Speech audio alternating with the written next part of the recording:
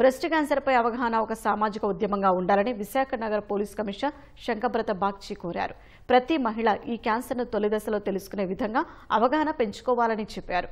విశాఖలో HCG cancer centre ఏర్పాటు చేసిన ది పింక్ స్పిరిట్ ప్రతి కదిలే అడుగులో ధైర్యం, ప్రతి ఊపిరిలో ఆశ అనే కార్యక్రమంలో ఆయన పాల్గొన్నారు. బ్రెస్ట్ క్యాన్సర్ అవగాహన మాసాన్ని పురస్కరించుకుని హెచ్సిజి సంస్థ దీనిని ఏర్పాటు చేసింది.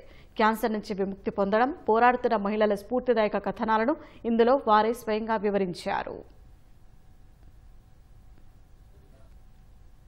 బ్యాలెన్స్ డైట్ తినడం, ప్రాసెస్డ్ ఫుడ్ అవాయిడ్ చేయడం, రెగ్యులర్ ఎక్సర్సైజ్ చేయడం, మందు టొబాకో అవాయిడ్ చేయడం, healthy life style and healthy diet maintain చేయడం, హెల్తీ బాడీ వెయిట్ మెయింటైన్ చేయడం చాలా అవసరం.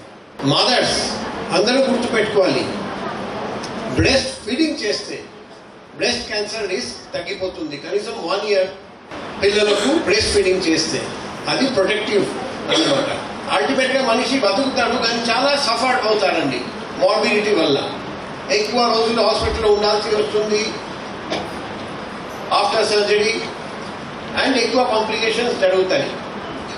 అండ్ మార్బిడిటీ తగ్గించాలంటే ఆర్లీ డయాగ్నోసిస్ చేస్తే మార్బిడిటీ తగ్గిపోతుంది and cure can be confirm.